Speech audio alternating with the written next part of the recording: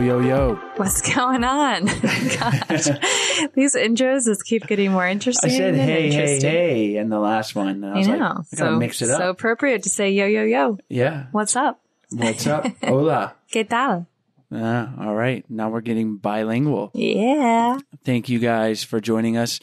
We're a little bit loose and goofy right now because we're coming to the end of 3 straight interviews, which is not that many, but 3 hours of talking. 6 though, if you count yesterday. Well, yeah, but today just finished the 3rd and 3 hours talking about relationships is good and get a lot of information, but I think that's about the max. I think we should day. touch back on this on Friday after number 12 interview of the week. Yeah. we'll see how that one goes. But there is always a lot of great information to learn from these episodes. And today is no different. And you will have not listened to 3 in a row, I imagine. So you're probably just one. This is the first one of the day for you, feeling fresh. And you're like, yeah, give me that relationship knowledge. It's not like you're binge listening. Although if you are, thank you for tuning in. Yeah, thanks for binge listening. for that. Let us know if you're like, yeah, I just bang out 4 episodes at a time because I need 4 hours of relationship advice. Power to you. That's great. From Sarah and Chase. Yes. We'd be interested to hear that. Check it out in the Facebook Love Tribe. Let us know if you're a binge I Do podcast listener. Let us know. I'll create a poll.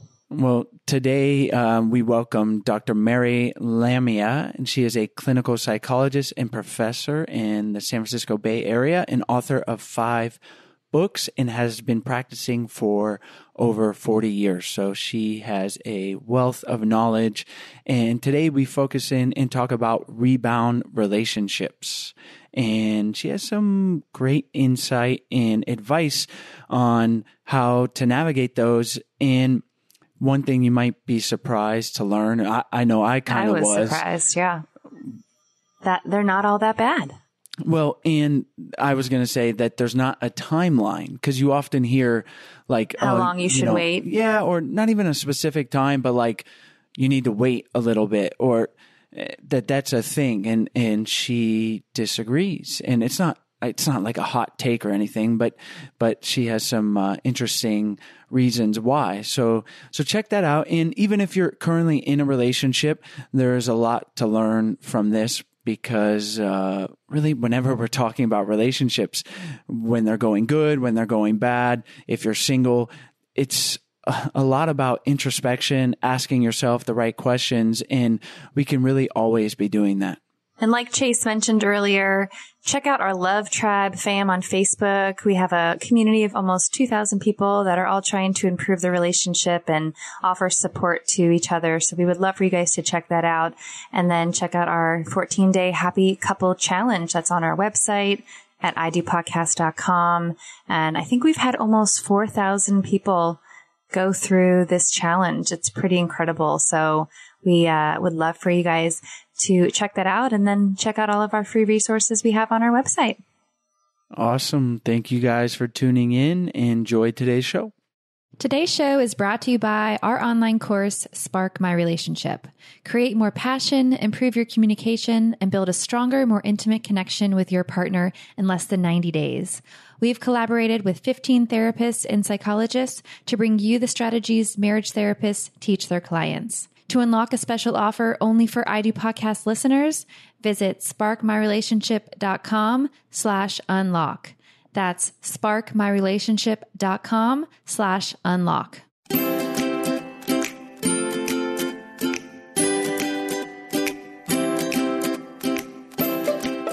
Hi, Dr. Mary. Thank you so much for joining us on the show. Hi, Sarah, and hi, Chase. I'm glad to be here. We like to start our show with having you tell us and our listeners why you enjoy helping people improve their relationships. Well, I've been working with people as a psychotherapist for 40 years now, and it's wonderful when people have some insight around their relationships and they don't repeat the patterns they've been repeating over and over again. It's wonderful to see, and it's relieving for them, for sure. I believe they call that the definition of insanity, when you repeat. Right, repeating the same thing over and over and over again. And that's what we do. I know. And sometimes I feel like I'm going insane when Sarah and I have the same argument about something silly, and it's over and over. Inevitable that we do these things. No one's perfect. And that's why we love having people like yourself on the show to get this information, apply it to our own relationship, and help our listeners out. And today's topic is kind of along those lines of can be along the lines of doing the same thing over and over and expecting a different result.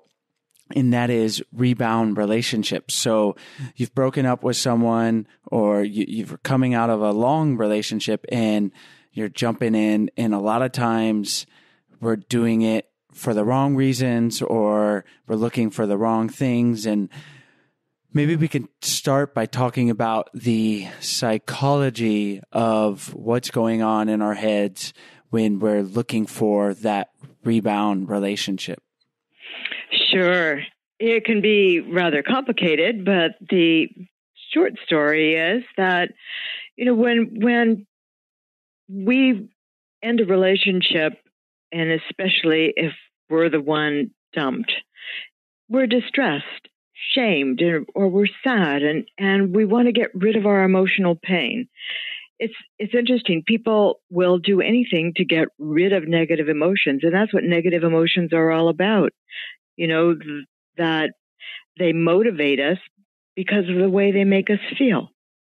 So if we're shamed or distressed or angry, we're motivated to do something to avoid experiencing those emotions. And that's how emotions work, because if we didn't have them, we wouldn't be motivated to do anything.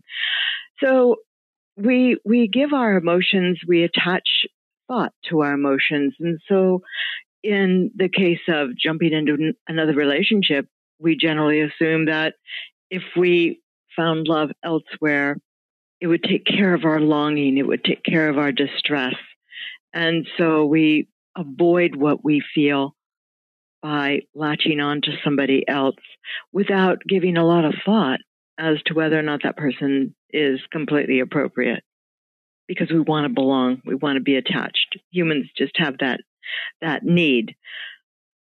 But, usually when a person is at the end of a relationship, they're considered, not good material for a new relationship, as though they have to process it and get over the old one in order to get into a new one.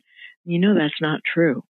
Well, there are a couple ways we can go there, and I definitely want to dive into that second thought of that it's not true, because the cultural narrative is like you need to stop and process or whatever. But then there's also this whole narrative about the rebound relationship. So why don't we talk about why it feels so good to just be reaffirmed? Like we are out of this relationship and it's like we need love. We need to feel like we're okay. And whoever and anyone a lot of times can feel that, because it's just better than the void. And that's where maybe a lot of bad things can happen, where we're with the wrong person.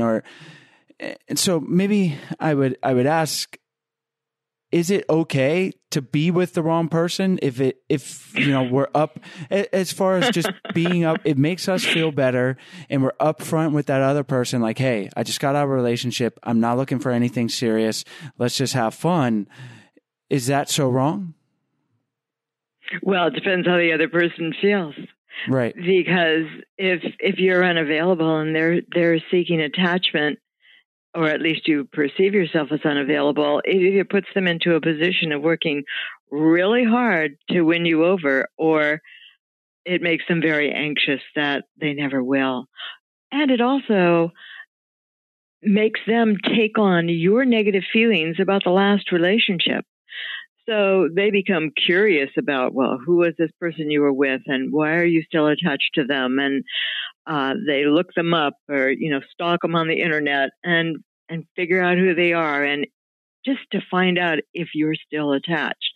So it's sort of unfair. It alters their behavior. A person can't be themselves if they have an anxious attachment with you. So if you're just wanting to hang out with them and not get serious, it creates anxiety in the other person. The same kind of anxiety you might have felt in the relationship that ended. So it gets very complicated. There's a whole process that takes place in that. For sure. And there's a lot of different circumstances depending on both people involved. And I guess if the individual that is coming out of a relationship is clear in communicating and and even is like explicitly like, I don't want you to feel anxious. I know, maybe we will fall in love, but I'm not really ready for that. But I kind of like you and you're fun to hang out with. So let's see where it goes. Is that something that could be healthy? Like what's the best way to talk about that? Yes, that can be healthy. Or let me give you another twist on it, which is when a relationship ends, especially if we're the one hurt by that relationship, or we're hurt just because we had our hope raised and they didn't get met. So what emotion do we generally feel in that kind of situation? We generally feel shame. Shame is the emotion we feel when there's a disconnection from another person. Believe it or not, that's it. And generally, people have 4 basic responses to shame. They either attack themselves, like saying, I wasn't good enough anyway, or I didn't look good enough, I wasn't smart enough, whatever it is, comparing themselves to everybody else in terms of their ability or how they look or whatever. Another mode of responding to shame is to attack the other. Well, he was a jerk anyway, and I should have never been with him, and it's to degrade the other person. A third way is to withdraw. So you just go to bed and pull the covers over your head and don't socialize and escape from the rest of the world. And the fourth, which is very common, is avoidance. You see a lot of people who are avoiding the shame they felt from disconnection in pickup bars, drinking a lot, doing things that really hurt them, but it blots out their feelings. They might go on a spending spree. They might do all kinds of things to avoid the shame they feel. But our healthy response to shame when we break up is to learn. And so if you were entering a new relationship and said, well, I'm in a funny place because the relationship just ended, and I'm looking back at that relationship and I'm figuring out what I can learn from it. And I'm hoping that I could apply what I learned to this relationship with you and just be a better person or be a healthier person than I was in that relationship, because that one didn't feel healthy to me. Or however you would say it, in maybe not so nerdy a way. Does that make sense? Absolutely. And that kind of ties into what you mentioned earlier about the timeline. There is that sort of, it feels like some parties will say, oh, you need time to heal. And obviously, depending on the relationship, like in the person, I'm sure that can be true. So, does time really heal us, Chase? I have an issue with that whole notion of processing loss or disconnection or a breakup, because for some people I think that's true, but I mean, can we just think about that for a second? I don't know that time takes something away.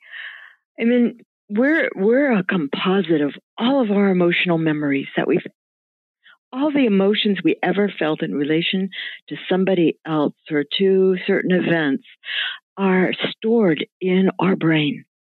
And when we meet somebody new or when we are in a new situation, the way in which we're informed to respond to that situation has to do with all of our experiences that are stored in our brain that inform us how to do it this time.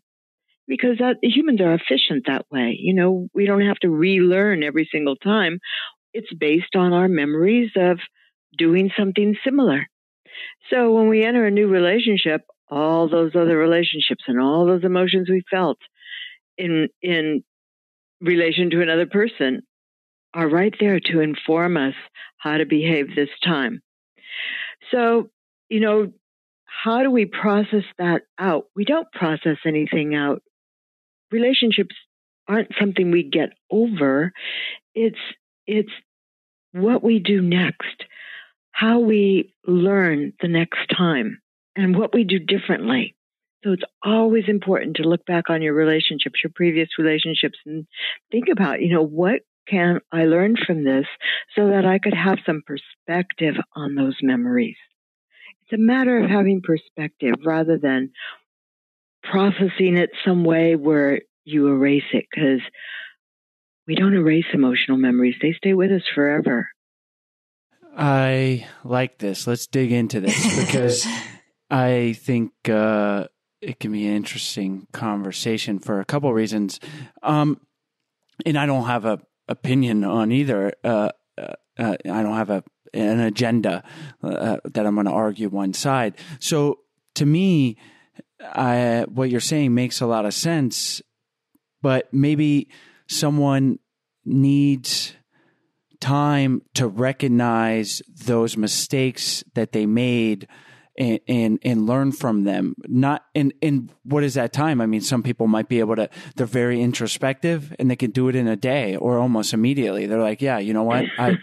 Or some people Right. need some processing as far as to really try to figure it out because maybe they don't understand what they want or why they attach to people in a certain way or how they receive love. And maybe those people need more time because they have to work through that. And not necessarily that there's a formula even, but is that maybe along the lines? So they have to be in solitary confinement, Chase, and kind of process it and work it through and get some insight. No. But that's true. Let me give you another little corner of it. And how about if they find themselves responding to the shame of disconnection in one of the 4 ways I mentioned, by withdrawing or avoiding or attacking themselves or attacking the other person? Hate is not the opposite of love. Anger is not the opposite of love. If you're angry at the person who ended the relationship, that's not the opposite of love. The opposite of love is indifference. It's not anger. It's not hate. It's not shame. It's not anything. It's not caring anymore. It's indifference. And if you care negatively, you still care. And so if that's hanging you up, then you have to look at, why am I still caring in this way? Am I trying to pull that person back in, even if it's in a negative way, so that I can remain attached? That's an insight to gain. So it's looking at the shame of disconnection, how you're responding to it, and what is your relationship to that person at the moment. Now, how about, do we need to process? Going back to, your introspection here. How about perspective is gained by having a new relationship? Haven't you ever gotten into a new relationship? I don't mean to ask you personally, it's sort of like general. You get into a new relationship and it gives you perspective on the old one. Even if it makes the old one look better, but it gives you some perspective to tell you what you want and what the greater need is underneath those wants and desires. So one of the ways to gain perspective is to try something new.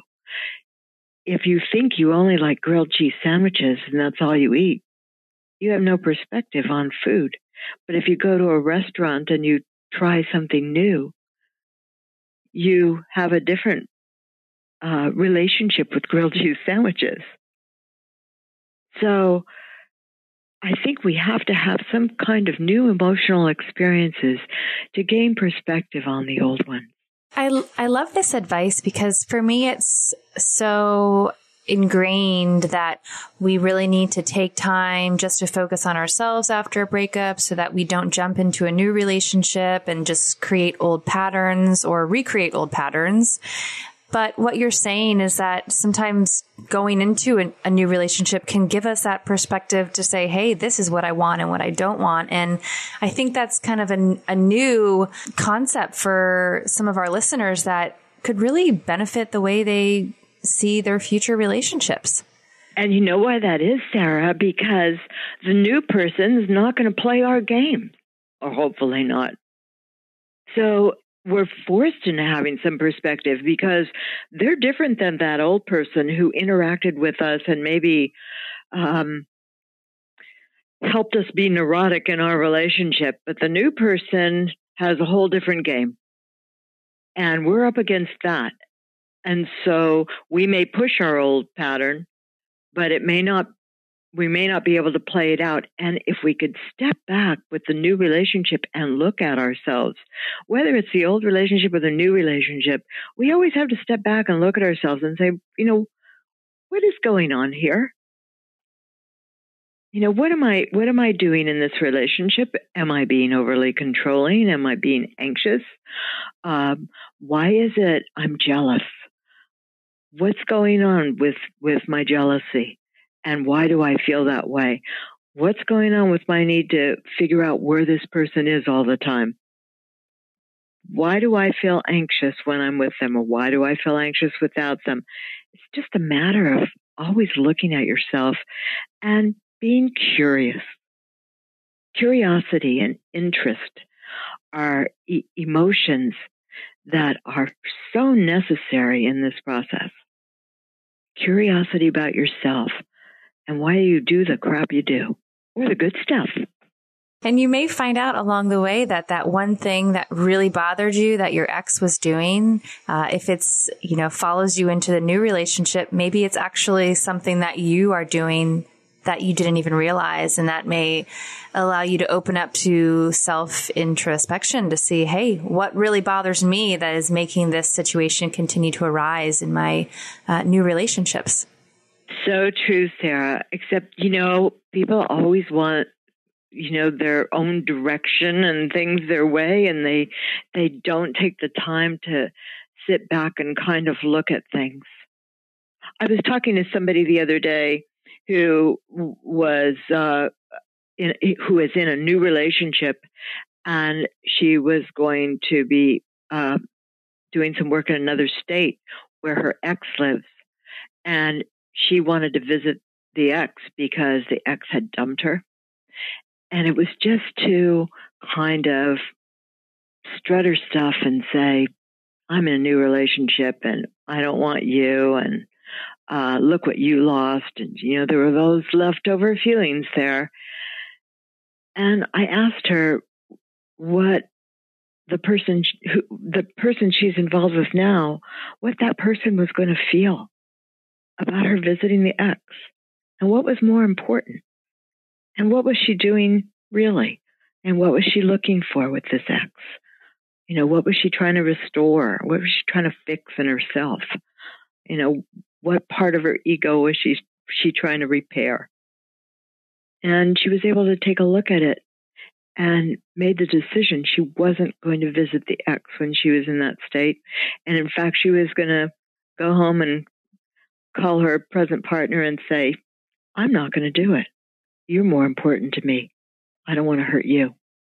It seems like an important thing here is the introspection, because I'm going to play devil's advocate here. And if there's someone that is repeating the same habits of going into unhealthy relationships because they're just in these same patterns, it seems like there should be a pause and some time, but there needs to be that realization. And if it's not coming from within that person, maybe a friend can say, hey, look at what you're doing. And then it seems like something like therapy to get that introspection would be the step there, rather than just hoping that you get it from that new relationship that's going to highlight, the things that we're doing wrong.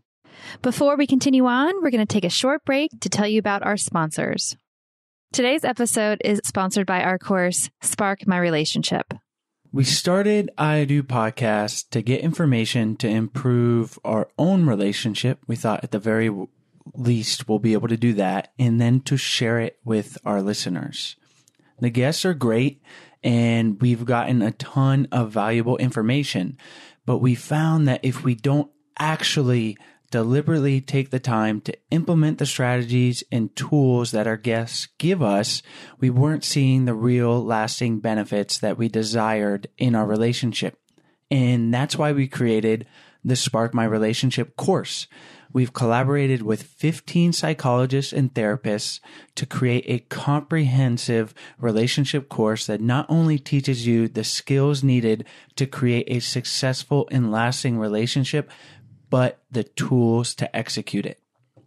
By enrolling in the online course, you'll have access to the same strategies and tools that marriage therapists teach their clients, including therapist-taught video lessons with workbooks and exercises to help you work towards accomplishing your relationship goals in less than 90 days.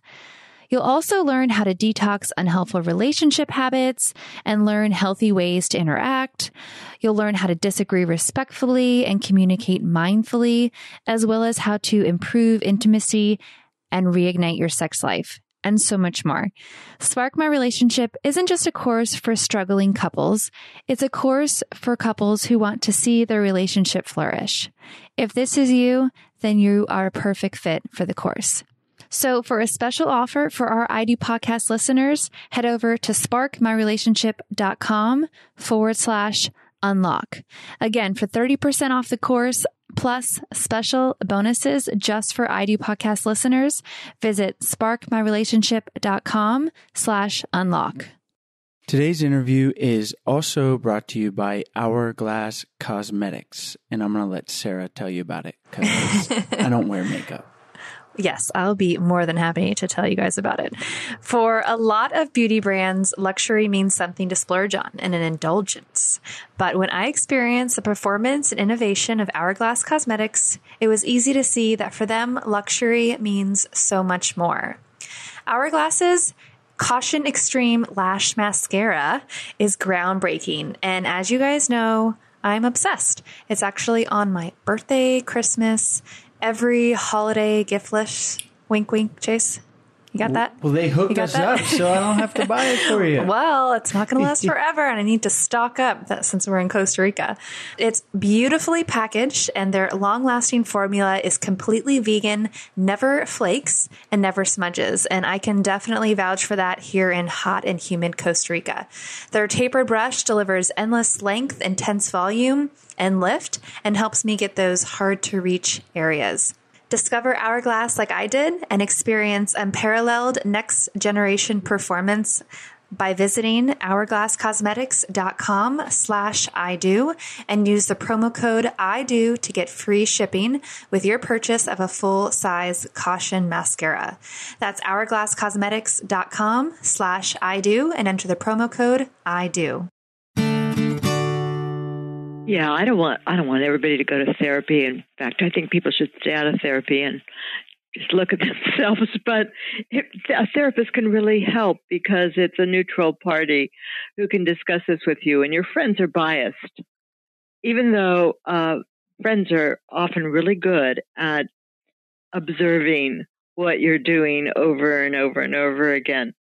But if we just take the time to look at ourselves and look at who we are in a relationship and how we are in a relationship, we can gain a lot of insight.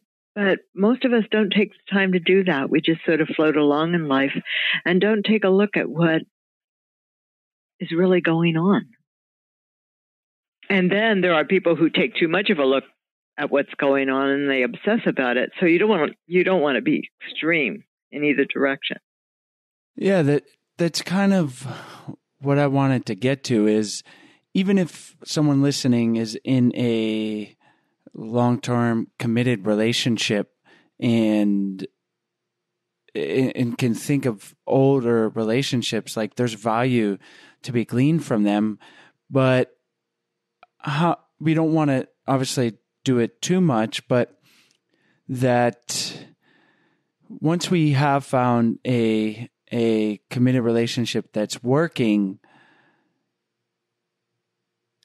I think some people shut down or you're not even thinking about the other ones because you're content in the one you're in, but the one you're in only has a certain perspective that's working and or not, but it's not highlighting like these other aspects. You know what I mean?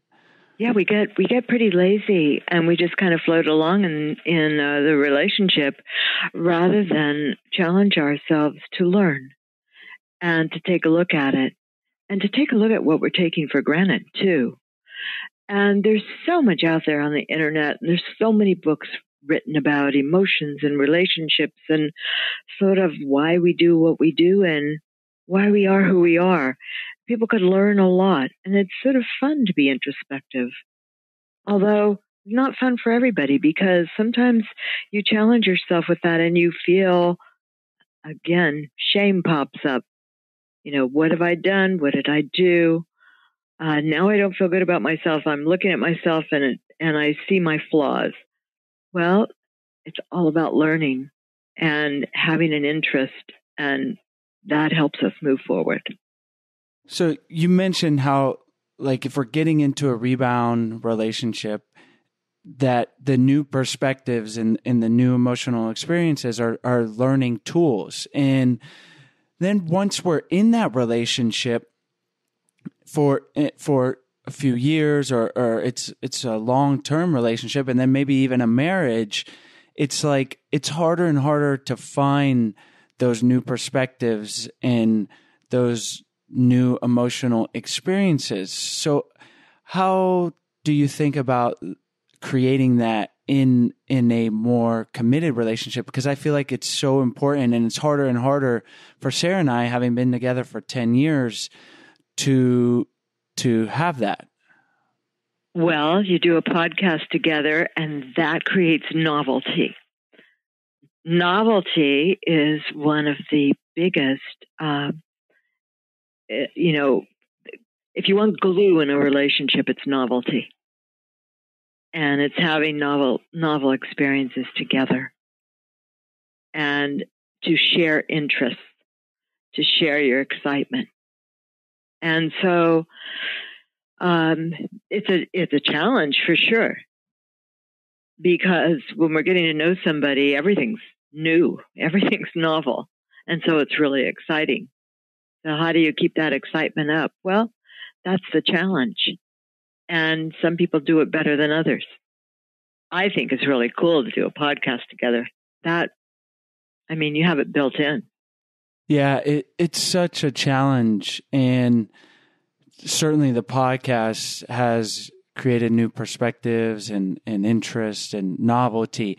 But even that, it's funny because this is life, right? Like, we just adapt and we adjust, and it becomes a new normal. And we're approaching 200 episodes, and it's like, yeah, this is what we do. But by the time this comes out, we're going to be over 200. And it's like, we're shifting gears here a little bit, but talking about committed relationship, that novelty wears off, and then you're just, everything is sort of stripped over time. And it's like, you need, and this is something Sarah and I need to do. And it's not easy when you have a kid, when you have jobs, to try new things and do new things and explore new areas of interest and conversations, because you get in your routine,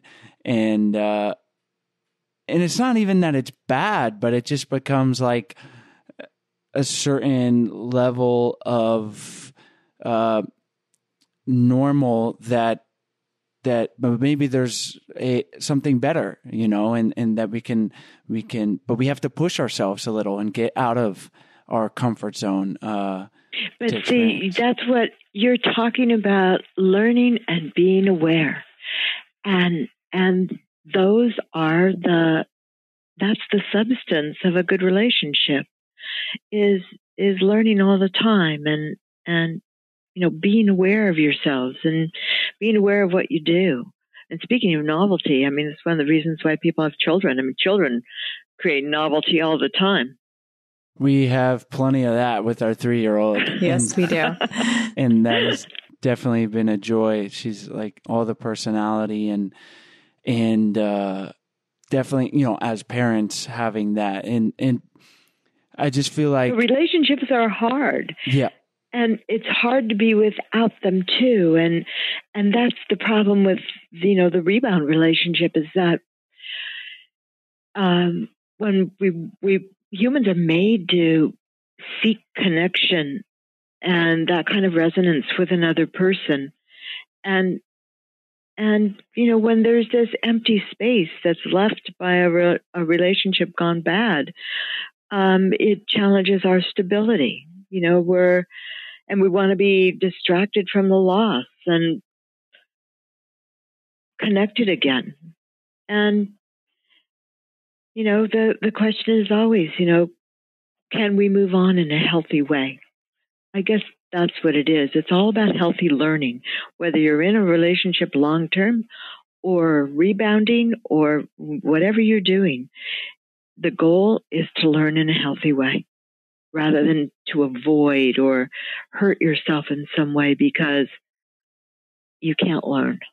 I feel like I always have to remind myself that because when you're in the moment, if you're in an argument or a discussion and it just doesn't feel good, a lot of the times afterwards, you just have to think, well, how did we deal with that conflict resolution? Because a lot of the times, we can learn from that and grow. And what seems like in the moment a very kind of heated discussion can actually be, very beautiful in the end if you've really tackled the issue or figured out or learned something new about your relationship or your partner.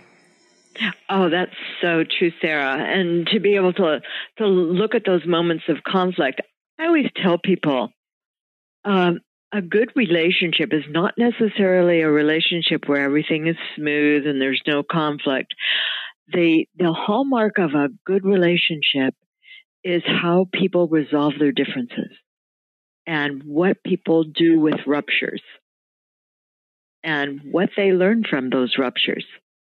Because if you can learn from ruptures in your relationship, you can become much closer. But people don't learn from them.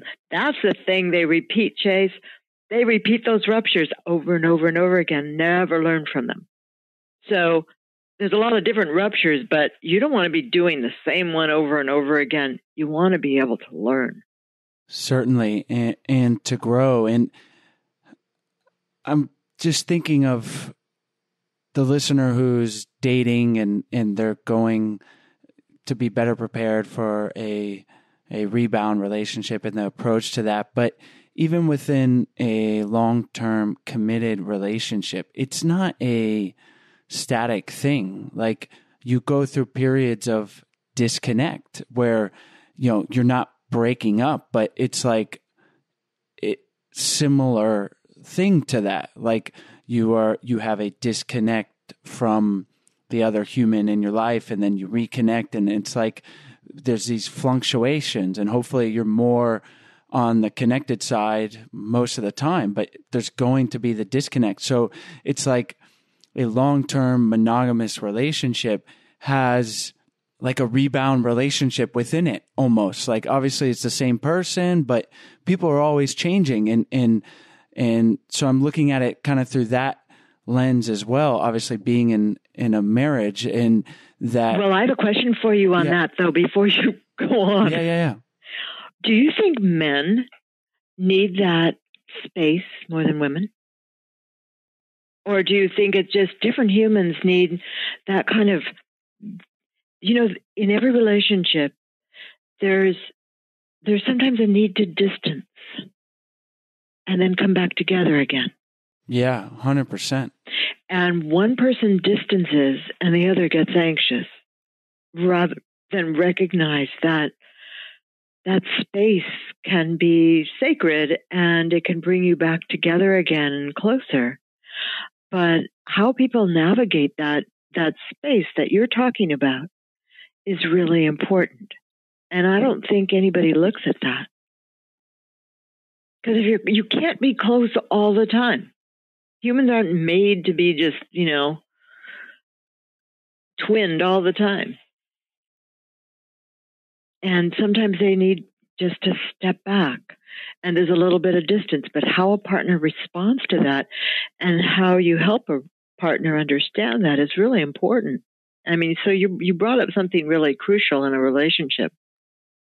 But, we're going to go off on some other tangent. Down that road. Yeah, I was going to say that's another podcast, but it's interesting because, there's elements of desire and novelty and, purposely creating that distance, not necessarily from a rupture, but it can increase passion, and it's complex. And that's why relationships can be so hard, but they're so interesting and so valuable to us in that, to go back to what we're talking about with the rebound, the central theme is that we're learning and yes. that we're aware and we're learning, whether we're dating or we're in a committed long-term relationship, that we're being introspective, that we're learning, that we're trying not to repeat the same things, and what a tool to be able to learn about ourselves and to have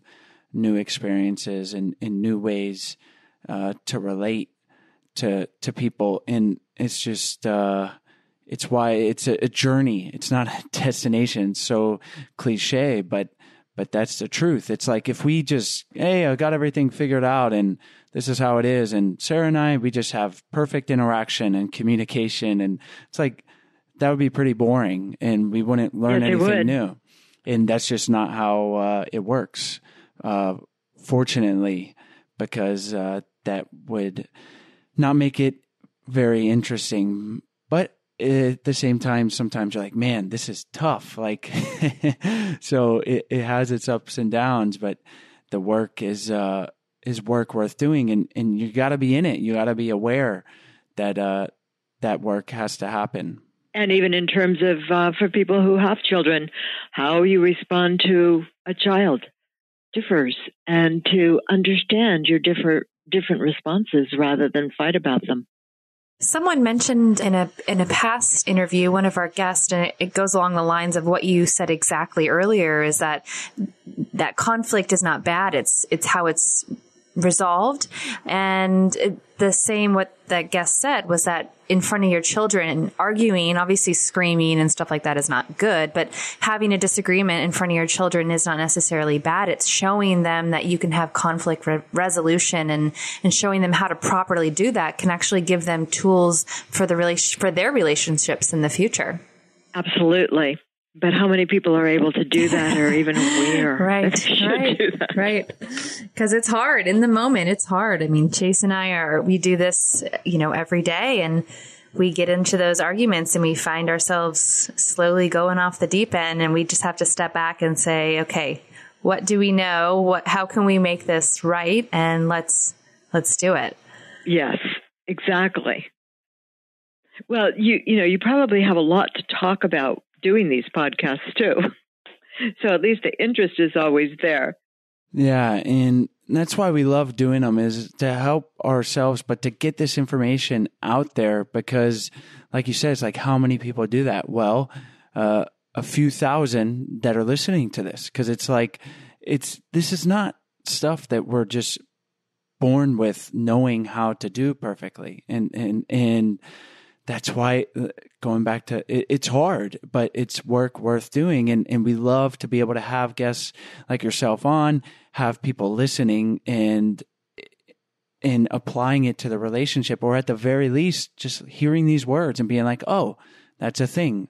I should think about the way I interact with my partner or the next partner I choose and why the previous one did not work. Just that pause, just that mindfulness of the situation is so valuable. And we didn't really mention, and it occurs to me that the person, I think you brought it up, the person who is in a relationship with the rebounding person, potentially rebounding person, and anxious about that and questioning their emotional availability, they have something to learn too in wondering if somebody's emotionally available. Because if you wonder if somebody's emotionally available, you have to think about too, well, what may be going on with you? And what are your fears about being hurt or about somebody not really being attached to you? Like you were saying in the beginning, if the rebounding person says, well, I haven't really processed this loss, but I want to hang out. I don't want to get serious right now. What does that bring up in the other? And there's so much. There certainly is so much for that person to think about and for everyone in all of these circumstances. And that's what makes it so exciting. If we can take that perspective that we have stuff to learn about ourselves, about what it means to go through life in relationships, not even romantic relationships, but friends and family. And that's really what it means to be human. And that's why I think we love getting this information, sharing it with our listeners. And Dr. Mary, we've got a lot to think about after this episode, as we do after many of our episodes. So thank you so much for all this great information. Why don't we finish up by having you tell our listeners where they can find you online and if there's something you want to leave them with, and then we'll say goodbye. Certainly, if they want more information or information about my books, they could take a look at my website. It's marylamia.com. That's MaryLamia.com. Excellent. We'll have those links on your show notes page on our website at idopodcast.com. And thank you. It was a pleasure having you on the show. Thank you, Sarah and Chase. You're fun. Hi guys, we hope you enjoyed today's episode. As always, all the links are in the show notes page as well as on the podcast description. And while you're on our website, we encourage you guys to check out our 14-day Happy Couple Challenge. We send you an email for 14 days with simple, doable challenges to help strengthen and improve your relationship. And on our website, we also have a bunch of free resources for your relationship. So we encourage you to check those out. We also have our Love Tribe on Facebook. We encourage you guys to join the tribe and be there for support for each other. If you have questions or just need some relationship advice, we are all here for each other. The group has grown to almost 1,000 people, and we love it. So we hope you guys join that. You can go to Facebook, Love Tribe Fam, and you'll find us right there. And if you are interested in learning more about our flagship course, Spark My Relationship, we hope you guys check it out. We have a special offer that is only for podcast listeners. So you can go to sparkmyrelationship.com/unlock, and you can unlock that special offer and learn more. As always, thank you guys so much, and we'll see you next week.